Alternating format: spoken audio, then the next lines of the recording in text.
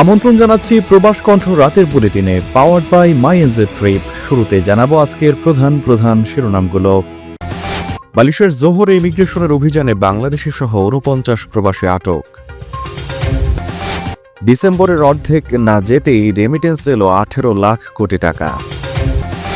এবং মালয়েশিয়া শরীয়তপুর ২ আসনের প্রার্থীর পক্ষে কিরণ সমর্থক গোষ্ঠীর প্রচারণা। দেখছিলেন শিরোনাম, এবার বিস্তারিত। মাইএনজে ট্রিপের বিটুবি পোর্টালে আপনারা এখন থেকে পেয়ে যাচ্ছেন হোটেল ফিচার। 2 মিলিয়ন প্লাস হোটেলের অ্যাক্সেস আপনি পেয়ে যাবেন, যেখান থেকে আপনি বুক করে ফেলতে পারবেন আপনার পছন্দের হোটেল। আমাদের বিটুবিতে আপনি পেয়ে যাবেন ইজি বুকিং সিস্টেম এবং সিকিউর পেমেন্ট মেথড। তাই এখন থেকে শুধুমাত্র এয়ার টিকিট নয়, হোটেল বুকিংও করে ফেলতে পারবেন myenzetrip.com থেকে।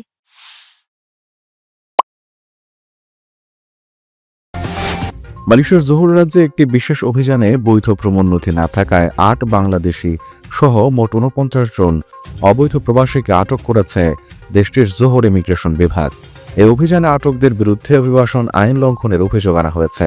শনিবার জোহর ইমিগ্রেশন বিভাগ রাজ্যের তামান জোহর জয়া এলাকার ১৬টি দোকানঘর এবং আবাসিক ভবনে সাঁড়াশি অভিযান পরিচালনা করে। জোহর ইমিগ্রেশন পরিচালক মোহাম্মদ রুশদি মোহাম্মদ দারুস এক বিবৃতিতে জানিয়েছেন, আটকদের বয়স ২০ থেকে ৪৯ বছরের মধ্যে। তারা বিভিন্ন অভিবাসন অপরাধে অভিযুক্ত। পরিদর্শনে দেখা যায় তাদের কারো কাছেই মালয়েশিয়ায় থাকার জন্য বৈধ ভ্রমণ নথি নেই এবং অনেকেই অনুমোদিত সময়ের বেশি সময় দেশটিতে অবস্থান করছিলেন। মালয়েশিয়ায় ১০ রিঙ্গিতের ২০ ক্লাব বিস্কিট কিনে এবার গাড়ি জেতার সুযোগ। আরও থাকছে প্লে স্টেশন, 10টি বাইসাইকেল ছাড়াও 20টি আকর্ষণীয় গিফট হ্যাম্পার।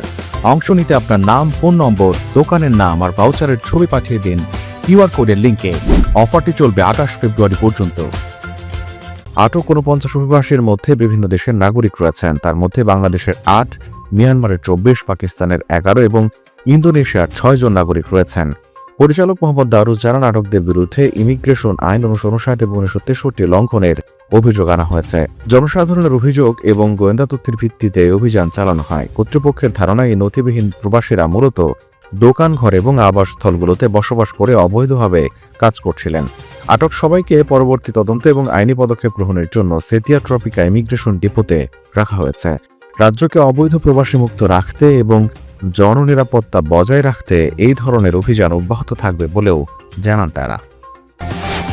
চলতি ডিসেম্বরের ১৩ দিনে প্রবাসী আয় এসেছে ১৫০ কোটি ৭৪ লাখ ৭০ হাজার মার্কিন ডলার, বাংলাদেশি মুদ্রায় ১৮ লাখ ৩৯১ কোটি টাকা।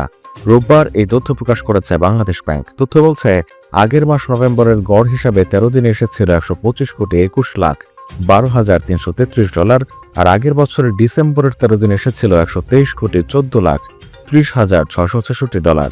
বাংলাদেশ ব্যাংকের প্রবাসী আয়ের চিত্র পর্যালোচনা করলে দেখা যায় ১৩ দিনের রাষ্ট্রায়ত্ত ব্যাংকগুলোর মাধ্যমে এসেছে ২৪ কোটি ৯৫ লাখ ৪০ হাজার ডলার, এসেছে ১৫ কোটি ৭৬ লাখ ৩০ হাজার ডলার। বেসরকারি ব্যাংকগুলোর মাধ্যমে এসেছে ১০৯ কোটি ৭০ লাখ ২০ হাজার ডলার, আর বাংলাদেশে ব্যবসারত বিদেশি ব্যাংকগুলোর মাধ্যমে এসেছে ৩২ লাখ ৯০ হাজার ডলার।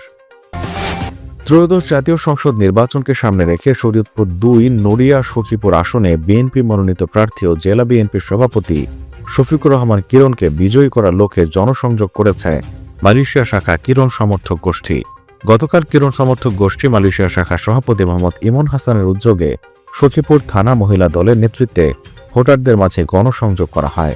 এ সময় উপস্থিত ছিলেন সখীপুর থানা মহিলা দলের আহ্বায়ক মুন্নি হাবিবা, ডিএম খালি ইউনিয়ন মহিলা দলের সুফিয়া বেগম, জোসনা আক্তার, রুচি বেগম, জেসমিন আক্তার, আনোয়ারা বেগম, রেনু বেগম, জাহানারা বেগম, শাহিদা বেগম, সেলিনা, মাকসুদা, হোসনে আরা, ঝুমু সহ দলের মহিলা নেত্রী ও কর্মীরা জনসংযোগে অংশ নেন।